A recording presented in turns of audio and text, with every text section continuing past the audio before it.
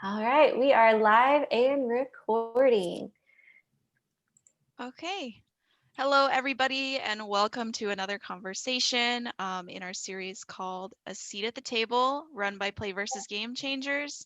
My name is Annabelle Zinn, and I'm going to be your host today. I am the risk manager and vice president over at UCF and also co-founder of esports at UCF. I'm a junior radio TV major, so I do a lot of broadcasting work, and I am super excited to be joined by a bunch of super knowledgeable women today. We're going to go through everybody and introduce them. So starting first, we have Kenya. Hi, everybody. My name is Kenya Corrigan. I am a high school math teacher and esports coach at Camelback High School. We are in Phoenix, Arizona. I've been teaching for about 13 years, and this is our second year with an esports program. So it's been a really fun, crazy journey navigating through this environment that is completely brand new to high school. I've worked with student council since I was in high school, so really familiar with the student events and the activities, but really getting into the esports scene has kind of changed my dynamic a little bit and my worldview in education as a whole. So I'm really excited to be here and just talk how that world is changing and how it's influencing education. Next up, we have Liz from Ritual Motion. Hey, everybody. My name is Liz. Great to be here. My background is in traditional publishing. I was with Time Inc. and Time Warner and the Tribune Company for about 22 years. And then I shifted careers from corporate America and traditional publishing to the esports industry with Ritual Motion, which has been an amazing journey.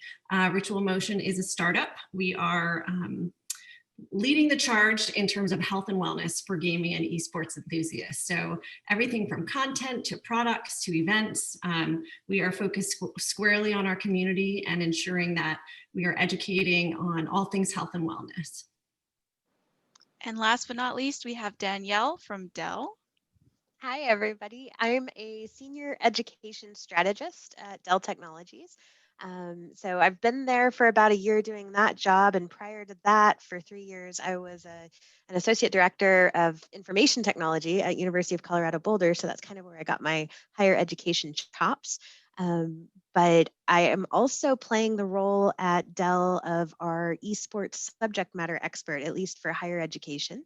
So I love getting to play in this world and talk to schools and universities about starting up programs and how they can tie it to their academic and curricular goals. I'm also an industry board member for the International Journal of Esports and host a monthly meeting of researchers from around the globe that are actually researching sports performance, cognitive, psychological, and health and sustainability of players in esports. So I'm super excited to be here too. Super excited to have everybody here. And today's topic is growing your skill set. So today we're going to be focusing on two major subjects. The first is going to be transferable or soft skills. Now, the difference between transferable and soft skills and our later subject, career-specific skills, is that transferable or soft skills are more interpersonal. Anybody can learn them. So we're going to start with that today. My first question is going to be open to everybody. We'll just kind of go in order. How would you define transferable or soft skills personally, and how does that relate to your job? Kenya, do you have anything to start with? Yeah, so esports as a whole is a transferable skill for my career as an educator. That's not something that's in a traditional path.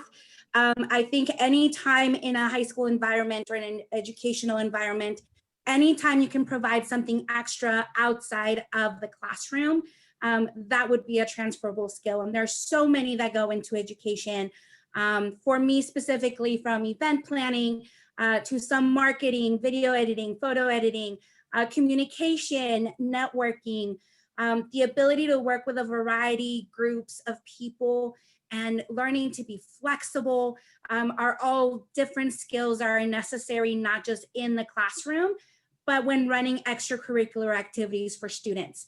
When we think about our own high school experiences, We often don't necessarily remember what happened in our English class or in our math class, but we remember those extracurriculars, the teams that we were a part of, the clubs that we were a part of, and all of those become transferable skills for us in the future in whatever career we end up choosing to go into. Absolutely. I think there's a grain of truth in that too for college, specifically with extracurriculars as well. Any like academic experience that you can have that you can tie with those extracurriculars is super valuable. What about you, Liz? Yes, I agree wholeheartedly with Kenya. Transferable skills to me are those skills and assets and parts of your personality that you bring with you to whatever job or whatever career or whatever environment you're in. I think teamwork, as Kenya pointed out, is a huge transferable skill. The ability to work on a team, to work with other personalities. I feel like my experience, I played Division I soccer in college, and growing up played soccer. And that is one of the things that I've been able to connect with so many other people. And it just makes you realize how important it is to work for a common goal, even when you have lots of different personalities. So I would say teamwork is a huge one for me. And I'm so excited about esports being a team, because there's a lot of people who will benefit from being on an esports team in the same way that you do on a traditional team. So it's a great opportunity to see that growing and blossoming right now. I also think problem solving is a big one. Being able to be resourceful and creative in solving challenges is absolutely a transferable skill. And then of course, resilience, grit, we're all gonna bump up against failure, and it's really how you pick yourself up and keep going. Those are the big three for me. Okay, great big three of soft skills. Last, we have Danielle for this question. Anything about transferable or soft skills that you think is super valuable? Yeah. To me, transferable and soft skills, at least, in my life and in my experience, that's been those things that are almost inherent talents in you. They're not necessarily, skills that you learn for a particular job. So, for me personally, some of those skills have been, just a desire to learn. Like I love learning. I love reading. I love absorbing knowledge and finding out more information. And that's actually been really beneficial in my esports journey, because I've been a gamer since I was a little girl, but I hadn't actually gotten involved in the esports space until probably about a year ago. And so there's just so much to learn, and it's constantly evolving and changing and updating. And so having that, that drive to learn and to always be willing to learn more, I think that is something that has benefited me not only in my career, but also in getting involved with esports. I would also say too, just those relationships that you build, and being able to build those relationships and build those trust bonds, and doing what you say you're going to do, following through with things. Those are super important skills in life that are not only for personal relationships, but also professional relationships. And much like Liz was saying, like that contributes to teamwork. Like your team is going to work better and more cohesively if you all trust each other, and if you know that you've got each other's best interests in mind. So that's what I would suggest. Definitely. For our next question, we have a lot of students usually that will show up to these panels, or teachers, educators that do have students that they want to help learn these soft and transferable skills. So if anybody has any examples of transferable skills that they learned maybe in school, I know that Kenya touched on this a little bit, but things that you can learn in high school, things that you can learn in college. Does anybody want to start? How about Liz? Do you have anything? I would say something that I probably learned a little bit later in high school and maybe really into college is organization, right? So that I think that's just naturally, it comes a little bit later for some people. I really took my time figuring out the best way to study and how to get myself organized every semester when I got new classes, and just making sure that you have your timeline set, so you're never up against a timeline where you're going to have anxiety because maybe you procrastinated or you forgot something, or kind of getting ahead of it, being organized. I'm sure there's lots of different ways to go about that, but that was something for me that I felt pretty strongly about. And now in my career, and I'm sure everybody here can relate to this, you're juggling, responsible for a lot of different things. Your timeline, you have to kind of keep everything in sight so that you can hit those marks and be successful. So I think keeping all the plates spinning, whether it's studies or whether it's at your job, is important to learn as early as possible. And I guess I could add to that too a little bit. Just one of the things that I learned, I had a couple of events happen like kind of mid to late high school that completely threw off the plans that I had so carefully laid in place for my college degree and my college career. And so I think persistence and, just not letting the curveballs that life throws at you is really, really, not letting those curveballs, get you down is really, really important, because, you just have to get back up and keep trying and adapt. And I think that that's one of the best lessons that I could have learned young in life, because it's been the same as I've gotten older too. Like, life is very rarely going to go by the plan that you have so carefully laid out. Oh, so true. Yeah, to tag along with that, I think for me, it was learning flexibility.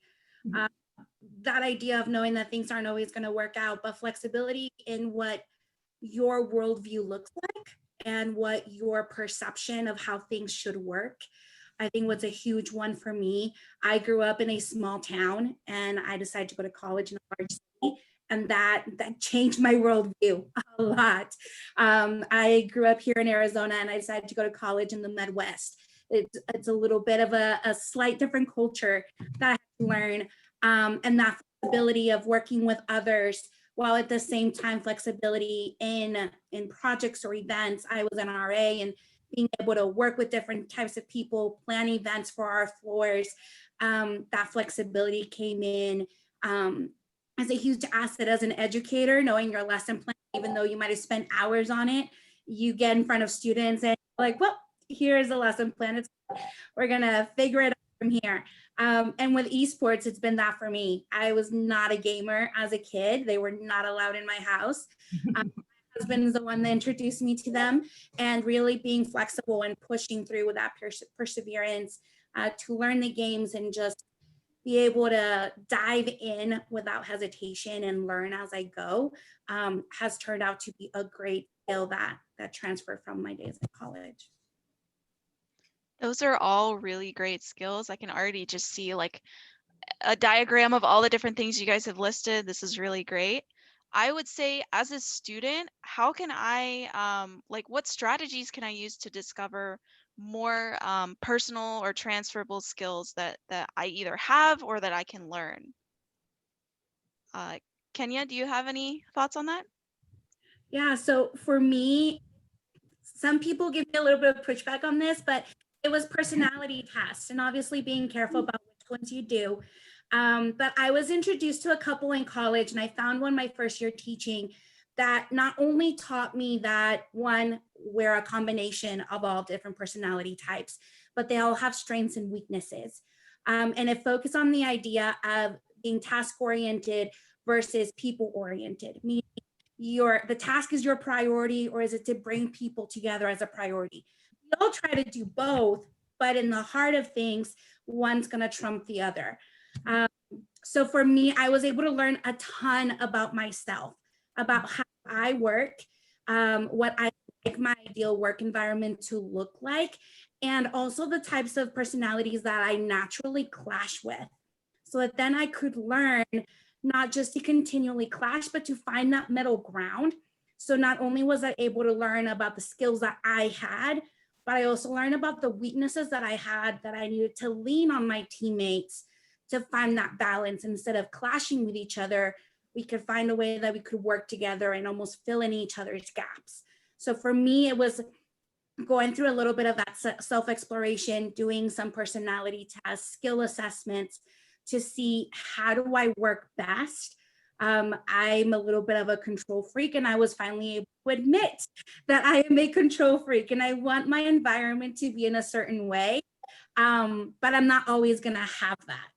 So knowing how to balance that and then taking that into my team and then taking that into student council, when putting kids together, teaching them how to overcome those gaps and those clashes. And when two team members don't want to get along or don't want to mesh together or don't want to listen to each other, look at the root behind them and help them to overcome that, to grow as gamers, to grow as athletes, to grow as students. Definitely. I can relate to that a lot as a student leader. There are certain people that I get along with very easily, but at a school like UCF that's super huge, and we have like 60,000 students, you're going to run into somebody of any personality type. So I think all of our officers have kind of learned how to work with each other, and that really resonated with me. Liz, what about you when it comes to learning about personal skills that you might have? Yep, I would say join a club, join a team, participate in things, expose yourself to other personalities. You will naturally develop these skills in those environments. I would also say when you can, and I know it's not always possible, but try to test different kinds of jobs. You know, if you can get out there and work a little retail, you know, maybe do some data entry, go work in a restaurant. That is also important. And I feel like those jobs, those odd jobs that you have in high school, they teach you much more than you think. They really do. So even if you can only do it on like a holiday break or, you know, during the summer, I know there's a lot everybody has on their plate. Certainly in high school, it's a busy, busy time, but I think those experiences are really worthwhile. Yeah, I would just echo that, Liz. I that's what I was thinking as I was thinking about the question you asked, Annabelle, is, you know, just get out there and experience things. Like recognize that, especially when you're just starting out, that it doesn't have to be a career. It doesn't have to be the thing that you're going to do for the rest of your life. It's okay to go and to try different kinds of jobs, like Liz, like what you were saying, like work at a restaurant for a summer, work in retail for the Christmas holiday, work, you know, in copywriting for an internship, and just get those different types of jobs, because every different type of job is going to have a different environment, different coworkers, different types of tasks. And that is just so important to give yourself the space and the permission to try those things out and really experience it. And Kenya, when you were talking about personality tests, there's a couple that are, you know, maybe I don't know, maybe more on the career test side or something, but like a few that I've used in my experience and in my career have been StrengthsFinder. It's a pretty big test, and I think you do have to pay for it unless you can get like a school or an employer to sponsor it. But it's very thorough. It takes a little while to fill out, but it does give you some insights about what your priorities are and what is important to you, and like what your traits are. Another one I recommend is Kingdomality, and it sounds really strange, but it's like a super short 8-question quiz, and it's for free, and it has, you know, it correlates with really fun characters. So those are a couple that I really like. And just the final thing that I would say too, I know I've been rambling a little bit, is that I would say, like, don't be afraid to professionally and tactfully let your geek flag fly. Because you know, I've loved gaming and had a passion around it. And you know, like I talked about those plans for college. I was planning on going to be a game designer, and you know, and then life happened and stuff changed. But here I am, you know, like years and years later after those plans. And I interviewed for a job as a higher education strategist, not even thinking about gaming or esports or anything. And when I was taking a tour of our headquarters in Round Rock, they had an experience lounge where they had a couple of Alienware battle stations set up, and they had the lights going and they had games on. And I was like, can someone take a picture of me? Because I want to make my friends and my son jealous. And so like that interest, just a comment like that actually led my director now to know that I had that passion and I had that background. And it just so happened that on our team there was someone who had moved to another role who used to play that esports subject matter expert. So if I hadn't have, you know, reacted in even that small way, he may never have known that and not have provided me with those opportunities. So, you know, do it tactfully, do it respectfully, but yeah, let your geek out there. So everybody brought up experiences as like a primary way to kind of learn what kind of skills you have. And so speaking of experience, resumes, they're a hot topic when it comes to putting what your skills are on resumes. Some people prefer to just, oh, well, this is like a class that I took. I'm a CS major, I know how to program, but a lot of people don't think about those soft skills, those transferable skills. So as a student, why should I put those skills on my resume? Liz? I think it's important to use those skills to show a little bit of your personality and your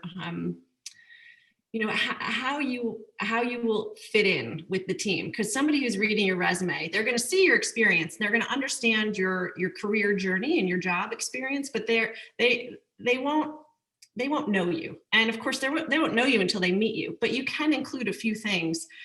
For sure, make sure you put your club affiliations on your resume, because those are bits of your personality. Make sure you put your volunteer experience on your resume. Again, it shows what you're interested in. It shows that you're passionate about doing charity work or volunteer work. And then I would also put on there things that, awards that you have won, or maybe they're not awards, but maybe they're accolades. Maybe they are, maybe it's a writing contest award. Those little things that you don't realize should be part of your resume. They kind of complete the picture for somebody looking at it. So I think that those transferable skills are kind of through osmosis. When you look at your resume and you see those extra curriculars and that volunteer experience, whatever it may be, that creates a more well-rounded picture for whoever's looking at that document. Okay, and what about Kenya? What do you think about those resume things? So going on that, I think they are super valuable. There may be multiple applicants that have your same degree, that may have similar experience to you, and those transferable skills could be the thing that sets you apart from other applicants. Mm-hmm. Only to be memorable, because it does complete that personal picture of who you are. But just like Danielle said, a door was opened because of a passion, because of this one thing that maybe at the time didn't seem like it could be connected. You never know what companies are looking for and what things are opening up down the line that maybe only top leadership knows about as of now. And those extra skills that you have could provide some insight and maybe even open more doors for you. Education, it's huge. We are always looking for teachers that are willing to get involved with extracurriculars. Mm-hmm. And we have a teacher that wants to coach a sport, that wants to run a club. That's huge. Almost every month I'll have a kid message me and say, I want to start this club.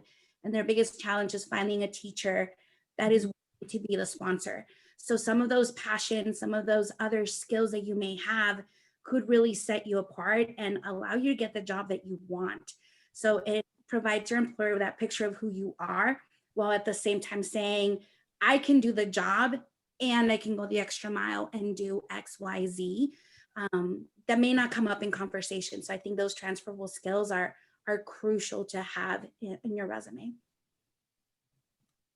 Definitely. And lastly, with Danielle, why should I put those transferable skills on my resume?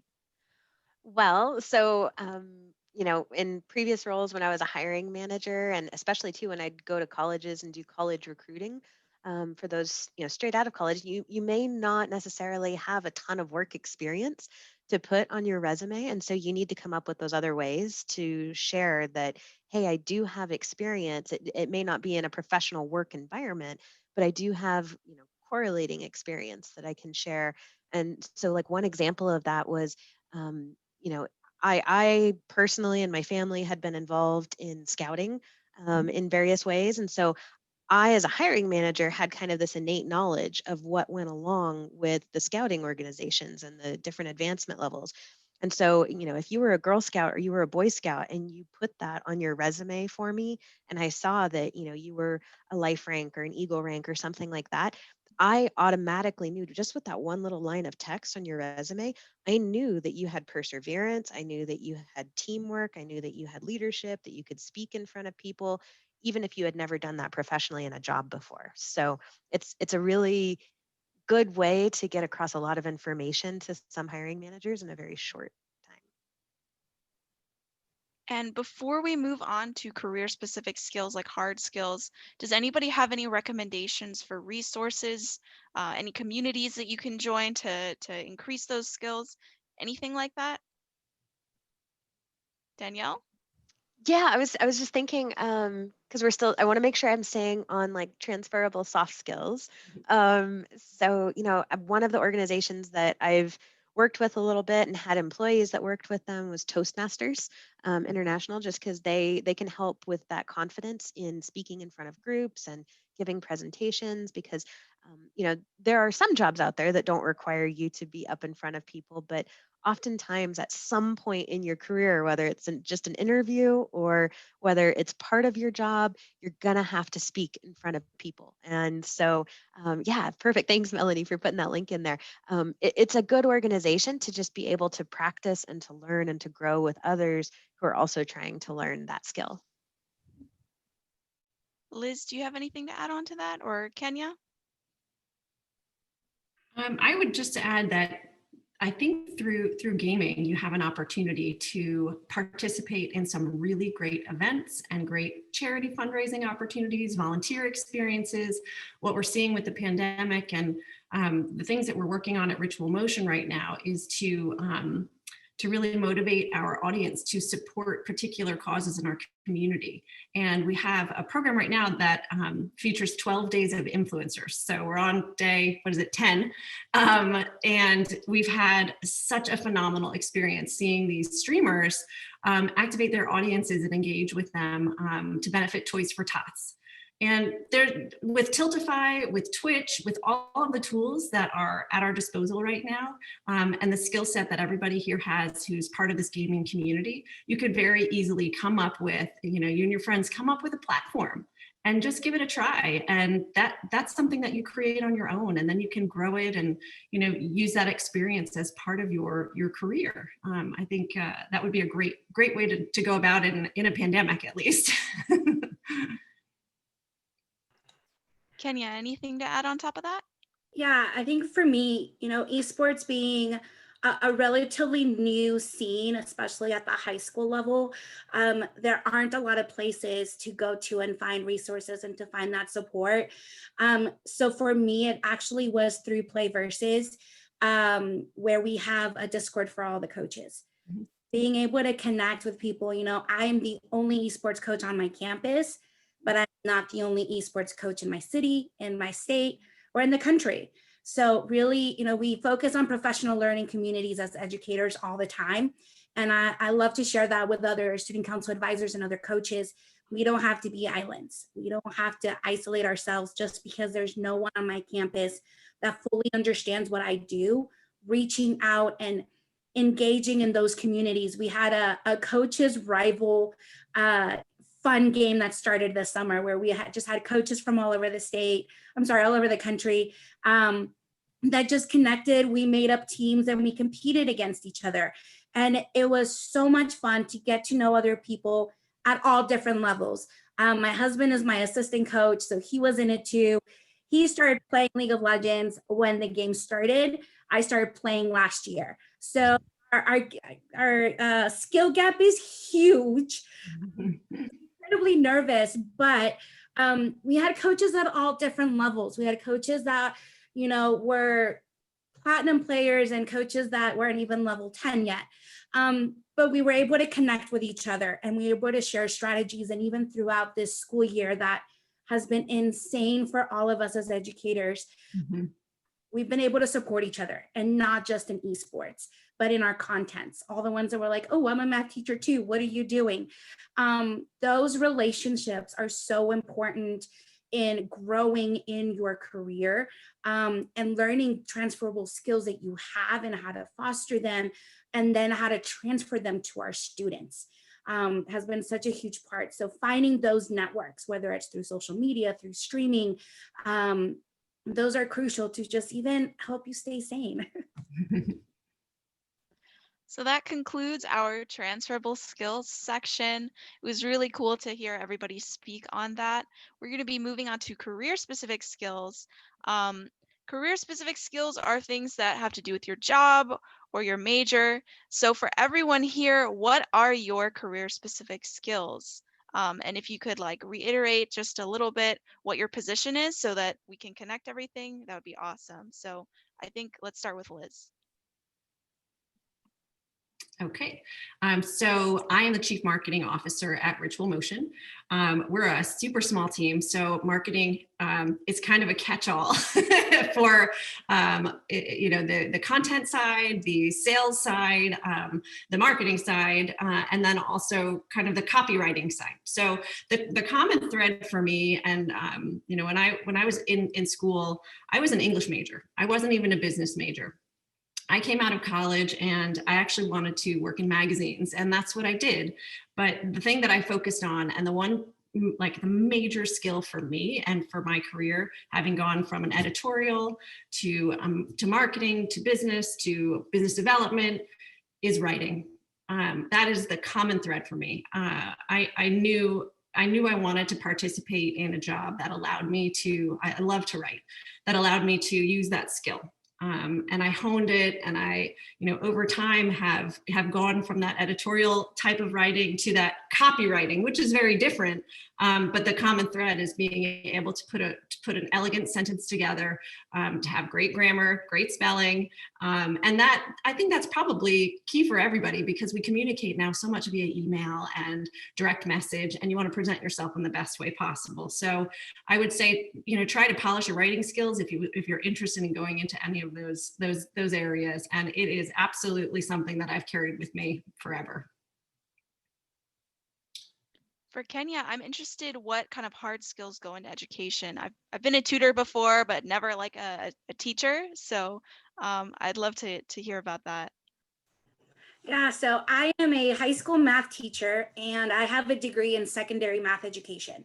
It's what I've always wanted to be. So there are two pieces to that. There's the education side and the math side, obviously. To be able to teach math at the high school level, the tests we have to pass, you have to know up to calculus and a little bit past it.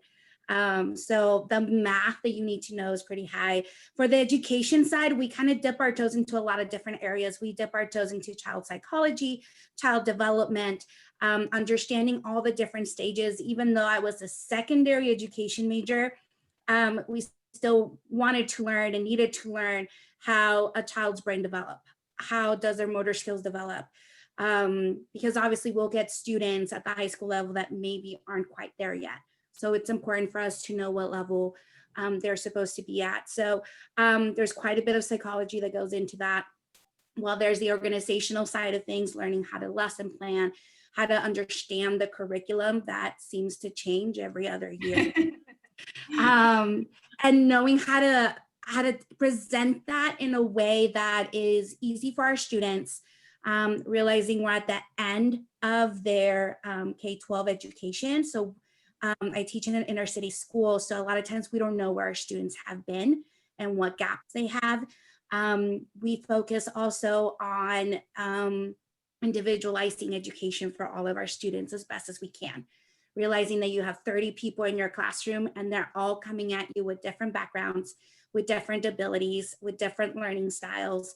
And how do you teach to all of them and teach to each one of them? So it's a lot about getting to know people and getting to know how they learn, where they're coming from. So we always say in the education world, we wear a lot of hats. And, we have our counselor hat, and we have our parent hat, and we have our administration hat. And sometimes we have to play a little politics and knowing how to speak to teenagers while at the same time learning how to speak to their parents. So bridging that gap for them, talking with administration, with other colleagues. So it's lots and lots of hats. And most of us also do extracurriculars, which is where esports comes in for me. So esports obviously wasn't much something that I learned in college. I think that was purely a transferable skill for me. But I can still use the skills that I learned in college through education, because I'm still teaching my kids. I'm still teaching them how to practice and how to work on specific skills in their game. So there's a lot of those different parts that does transfer into it. But career specific, it's such a hard question for me to answer without rambling on to every class I could. But it really comes down to practice. I think as education majors, we do a lot of practicums, and we do obviously our student teaching, because it really takes time being in the classroom and learning, how do I best present that information to my students? How can I convey it? And when I've said it the best that I can, I've heard somebody say, when we do a lesson plan, we never do our B-rated lesson plan. We come out with our A game. And when a student still doesn't get it with their A game, how do you go back to the drawing board and try to come up with something better? So it's that flexibility that comes into it with knowing your content. At the high school level, it really comes down to knowing what you are teaching backwards and forwards, so that you can try to present it as best as you can. So the math was really heavy for me. Sorry, I definitely rambled on that one. Totally fine. Those are all great answers. And finally, Danielle. Yeah, so I've had quite a few different jobs in my past. I think I kind of took the approach that Liz was talking about. I tried out a bunch of different things before I found something that I really loved. And I had aspects of each that I really loved. And I guess that's one thing that I would want, especially students or young people to know, or people, just starting out in their first career or a new career, is that every single job, every single industry switch I made, I had to learn new, quote unquote, technical skills or career skills for that particular job. I was able to take those transferable skills, hence the word transferable, with me to each of them and apply them. But, like I was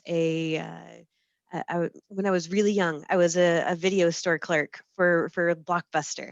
And, I had to learn more about videos and genres and things like that. But I was able to bring my love and my passion of gaming along with me. And then I was a customer service rep and, at a call center. And I had to learn how to only use my voice to convey certain emotions and to empathize with people, over the phone and still get business done, things like that. And so I took a lot of lessons from that job. And then I was a test project manager, and I had to learn organization, and I had to learn, what made a good test for software, and what were all of these pieces of software and telecom industry that I was testing. What did it mean? And then, after that, I was a systems analyst and then a designer. And so I had to write XML code and all of these things. Like I had to learn over and over and over again these different aspects of the job. And so it kind of goes back again to that transferable skill of loving to learn, being able to help me kind of transition and pick up the different technical skills that I needed at each job. I would say specifically for the current job I'm in, a technical skill, would probably be analysis and project management. And I've picked those up on my way through different jobs and different careers. But it really does help, keep things organized.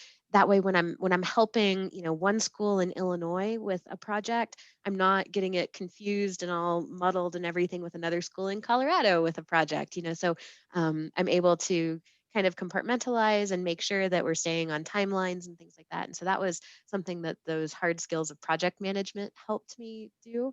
And then, just some more of the soft skills of like people and relationships, and being able to talk to people and being able to walk into a room and have a conversation, even if maybe it's uncomfortable because you don't know the people or they're strangers or anything. So that's all been really important. And it's been really fun to me, now with getting back into gaming, because I don't know about Kenya and Liz, but I think sometimes when you get older and you get embroiled in life and you're just exhausted at the end of the day, sometimes those passions that you had, they just go by the wayside because it's either sleep or the passions, and sleep sometimes wins whether you want it to or not. Yeah. But I've loved this current job that I'm in, being able to go back to those skills that I learned when I was gaming when I was younger, and to be able to say, oh yeah, that's because, you're a hype hanger, or that's because, you didn't make that play right, or, and it comes back to you. So those skills sometimes just lay dormant until you need them and you need to call them back. And it's like riding a bike. This is super interesting for me because I haven't gone through that career path yet. So hearing from everybody and kind of seeing like what kind of hard skills you learned throughout your jobs, it seems like everybody has been able to keep those transferable skills, but also adapt to whatever hard skills are needed at their next job. So as somebody who is looking at a career in the future, what is an action, a decision, or a choice that had the biggest impact on the growth of your career-specific skills? It's a big question. So, Kenya, do you have anything to add, or? Yeah, I do. For me, it had to be really honest with myself about what I wanted.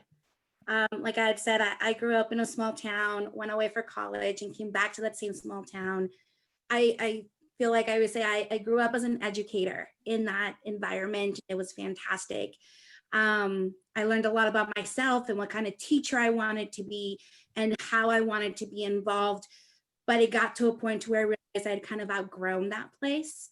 And I hit a plateau, and I knew that I still wanted to be in education. But I was starting to lose a little bit of my passion there for lots of different reasons, personal and professional. It just wasn't the right place for me anymore. And I had to really be honest with myself and evaluate that my plan didn't work. What I had told myself that I was going to do, I had this whole timeline laid out of what my career was supposed to look like. And it looked nothing like that. And I think I had to come to a place where I was completely okay with that. And when I allowed myself to be okay with that and take a chance and move into the unknown, I grew as an educator and I grew as a person. It's how I met my husband. So like a lot of good came from taking that super hard step of really stepping into the unknown, outside of the plan, outside of what I thought I needed to do. And it opened a lot of doors for me to grow as an educator. I'm now able to work in curriculum, and I'm able to do a lot more for my students being in a larger city, and be able to see what other passions I have. And I've discovered I love working with adults. So that opens a door of where could that potentially lead me in the future. I love working with other coaches, with other teachers, and being their support. And then of course the door for esports that opened up for me last year, that has just been amazing. And it showed me this new passion in a world that I now have one more tool to help my kids get through their goals, which for a lot of our kids, post-secondary is not an option, or they feel like it's not an option for them. So being able to show them that through their passion, now there's doors are open for them to get to college, where they can get scholarships, where they can get grants, and use that to pursue goals that maybe they didn't think they could achieve. And it all happened from me willing to take that step into something that was honestly terrifying, to leave my comfort, completely changed my outlook on my profession, and just helped me to grow as an educator and as a person. Liz? I can remember a very specific point in time that had a major impact on my career, and it was my second semester, senior year in college. I had fulfilled all the requirements that I needed for my major and my minors. And I was looking at the course selection, and I picked the very first HTML coding class that was made available to students on campus. And it was like such a whim. And the journalism, the head of the journalism department was like, you should try this. We're not really sure what's going to happen with it, but it's new, it's different. Like, it's definitely something that journalists are going to have to be, eventually are going to have to understand because of what's happening now, where things are migrating to. So I took that HTML course. I learned the basics of coding, and it allowed me to secure my very first job as the online editor for Outdoor Life and Field and Stream magazines. And I am telling you, if I had not taken that course, I would not have stood out in the resume pool as somebody who had any knowledge or background on how to do a website, how to program, how to, the people hiring me didn't even know. So that was one very, very particular point in time action that I took, that I was given guidance to take, that made a huge difference and probably started me on a career path that I have been so blessed to have. So I would say, if your courses are fulfilled, if you've done all of your the credits that you need for your major, just take a look at the course selection and see if there's something out there that actually might complement what your major is and what you want your career path to be, but it'll be a little bit outside, because you just never know. And it could be something that really pops on your resume, that you have experience in. And Danielle. Yeah, and I think I'm just gonna echo Kenya and Liz again, because when I was thinking about your question, I was thinking taking calculated risks. So don't just blindly and wildly leap from one thing to the next. But if you take the time and you think about the pros and the cons, and what are the advantages and the disadvantages, and you kind of weigh that out a little bit. Can you all tell I'm an analyst at heart? Yeah, I do this all the time. But Transferable skill. I know. But if you think about it, and it's a calculated risk, it's not just risk for risk's sake, but it's a calculated risk. It's important to take those, especially if your analysis or your heart or your brain is telling you that that's the right way to go right now. Because there are very few, sometimes, most times, changes are kind of like haircuts, like you may make one and it may be terrible, and you may hate that haircut for, 6 months while it takes it to grow out. You may take a job and you may take a calculated risk and go do something, and you may end up hating it after a year, but you can always find another one, and you can always pivot and change your plans. And for instance, I think one recent example of that was, when I was at University of Colorado Boulder before coming to Dell. I was very happy. Like I did not really want to leave. I was doing exciting work, and having fun seeing where the university was going. And I just all of a sudden got presented with this opportunity via networking and contacts. And I really had to sit down and analyze it and say, okay, well, with this new job, I can talk to and help and influence and bring ideas to lots of different universities and colleges, not just the one particular one that I was working for. So that was an example of one of those calculated risks that I took, where I said, okay, I think this is the right move, at least for now. I'm going to take it. And I've been super excited about the work I've been able to do here at Dell, and just working with all kinds of different universities and colleges, and even our sales teams, just helping them understand education more. So yeah, calculated risks. Usually as the host, I don't really add on to stuff, but this question is like probably my favorite, because for the guests here, I did say I'm a radio TV major, but for my first 2 years in college, I was an engineering major. I made all the way through differential equations, circuits, like I was all in the math and the science, and I didn't enjoy it. And so I was trying to figure out what I was going to do.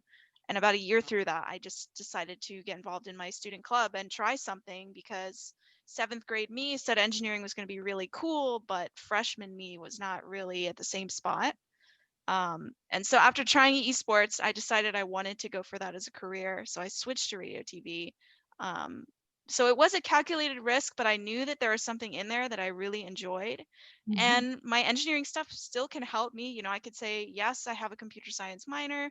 I know how to program. I know how to manage that kind of workflow, that kind of stuff. But I think some students get a little bit stuck in the sunken cost. Like they're like, oh, I love video games, but I started engineering already. So it's like, I can't switch to game design. I'm like, no, go do it. You might really enjoy it, or start with a game design minor or something. I think that's something I see a lot, at least talking with other student leaders, is that they get really focused on, well, this is my path and I'm going to follow it, but I'm not enjoying it. So making changes or trying new things or getting involved with clubs like Liz mentioned, or even just trying things in high school too. Like, don't be afraid to join your STEM club or your art club or your esports club, because I think those are all great experiences that help you learn skills, but also help you learn what you enjoy for your career. So And just that was my 2 cents on that. if possible, I just want to add on to that really quickly, Annabelle, because you're so right. I Right. mean, there's, we talk about that all the time in the fact that, there's some random statistic out there right now that says probably for every one professional esports player, there's like an ecosystem of 10 people surrounding them that make it all happen, whether they're AV managers or content writers or HR people or lawyers or payroll specialists, or there's a whole industry built around this. So just because you're in an accounting degree doesn't mean you can't pursue your passion of esports, because esports teams need accountants too. So blend them together. Yeah. So moving on to our last question for today. We talked about transferable skills on resumes and whatnot, but your hard skills can also help sell you. So how do you demonstrate your skills on work portfolios, even personal communications, and the big one now, since we're digital, social media? How do you demonstrate your hard skills in those different ways? Danielle, do you want to start us off? Yeah, sure. It's kind of a loaded question, especially tossing social media in there. You have to be so careful with that anymore. But yeah, I mean, I think I guess one of my recommendations would just be, um, have a professional social media presence, whether that's a professional Twitter or your professional LinkedIn page, and make it professional. Like, maybe um, you know be a little careful, maybe just about how you say things or what kind of pictures you post, or things like that, what you endorse, what you like, et cetera, with that particular professional account. If you want to have a personal account where you go guns blazing on your own personal issues, then that's totally cool. But I would just recommend, if you're going to have a social media presence for a professional account, just make sure that it is focused on your professionalism and focused on your career. And then, in LinkedIn, I do a lot of, actually, like, anytime that there's an article about a project I worked on, or there was a merger that I was a part of, or I gave an interview or something, like linking that to the relevant job section in your LinkedIn, because it's super easy to forget what you've done, all of the amazing things you've done in that time. And so if you at least have it linked on your LinkedIn, it's kind of like a cheat sheet. You can be like, oh yeah, I did do that. I need to talk about that in that interview. So that's, those are some of my recommendations, I would say. And then just, as far as like promoting yourself, just having the confidence and knowing that if you got selected for an interview or a questionnaire or something like that, like, don't let imposter syndrome drag you down, and recognize that, like, imposter syndrome is a real thing. Like, and it is a real thing for everybody. It doesn't matter whether you are, a person just starting out working at a bookstore 20 hours a week, or whether you're a CEO of a company. Like, everybody gets imposter syndrome from time to time, and you have to recognize that that is a thing that everyone gets, and that you wouldn't be in that phone call or in that interview if there weren't things about you and your experience that they didn't want. So have the confidence in that and in yourself. Liz? Yes, and Danielle, I could not agree more with your comments on imposter syndrome. I feel like from day one, that is something that you experience, and you just have to power through it. Just, push those voices back. You got it. You can do it. If you don't reach for things, if you don't put yourself in situations where you have a little bit of that feeling like, oh, I don't know if I can do this. You can do it. you got to extend yourself a little bit, because sometimes if you don't do that, then you don't open those new doors and you don't meet those new people, and you don't, it doesn't have to be like some big job. It could even just be like we've been talking about, like join a club. That might feel a little scary because you don't know anyone, or maybe it's a new subject for you, or like Kenya, you jumped into League of Legends with a bunch of people who are very experienced. Like that's the same feeling, but you put yourself out there and there's so much benefit you'll gain from it. So I absolutely agree with Danielle, and I don't know that that's necessarily something that you can. I think that will come through, that you're willing to take those risks on your resume, just on how it reads, how your career path has been, the types of experiences that you include on that. And then I would also say, if you feel like you're missing things, if you're looking at your resume, and again, Danielle, I echo this. After I think I was at the same company for such a long time, I didn't have a resume. And I was like, oh my gosh, I've been here 15 years. How am I going to put that all on paper? It's really hard. So make sure you're keeping track of those things. And, remember that those small wins are actually really big parts of what your picture is, what your value is. And, when you've made have an accomplishment, write it down, put it somewhere, put it on your LinkedIn. Even if you send yourself an email, keep it somewhere, so that you have a reference of it, because it's important. And you'll look at other people's resumes and be like, wow, look at all this. But you have to remember, they're digging deep and they're finding those nuggets that they can turn into a piece of information that would play really well on their resume. So keep track of it. And then the last thing I would say is, if you feel like you really just don't have experience in something, go out and take a course. There are so many courses, like even if you're not in college, you can't take it on campus if they're not offering it. You go to Coursera, something like that. And maybe you want to learn a little bit about graphic design, or maybe you do want to learn copywriting. It's all there. And some of it's very affordable too. So you can take those courses, and guess what? Then you can put that on your resume. And finally, to close out our last question, Kenya. Yeah, I would reiterate all of that. For educators, we have to recertify every 6 years. So you have to keep track of everything. So on my computer, I have a special folder that is for all of my professional documentation. So that, anytime I take a course, anytime I'm part of something, automatically download the evidence of that and save it. Whenever hard copies are handed to me, I also have a physical file folder for all of those documents, because it is important. You're not going to remember it. I was in that same boat as Liz. I was in the school for 8 years. And then when I went to go apply to another school, I was just like, I don't even know where to start with my resume. Like, what do I include in here? So having all that information is super important. And then on the esports side of things, for us, social media has been so big, but really teaching our kids on how to use it appropriately. So an example that I have with them is my Twitter I gave it up a couple years ago, and I just picked it up again about a year ago, and really focusing more on that, like being my professional social media.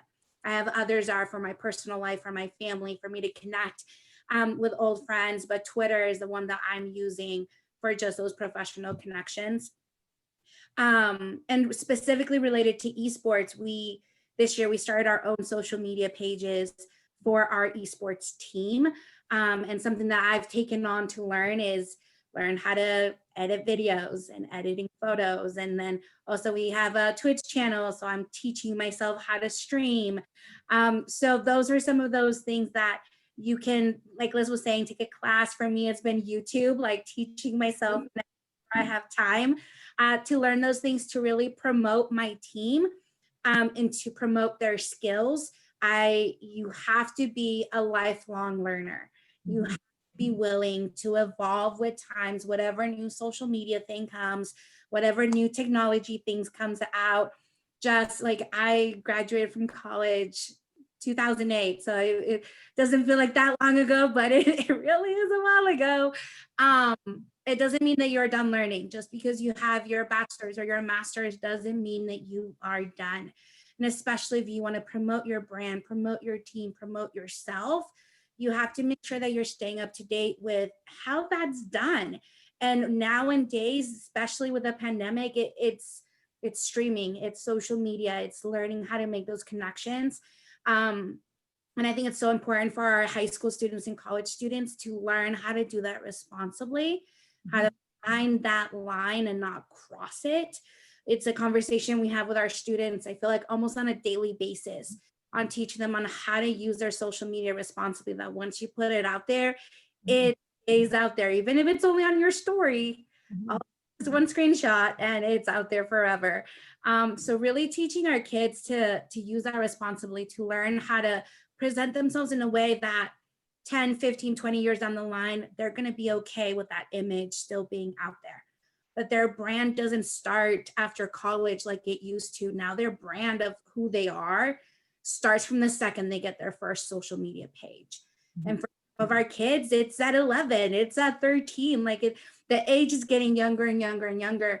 So it's important to find that line for yourself and make sure that you are presenting an image that you're not going to mind seeing in 15 years.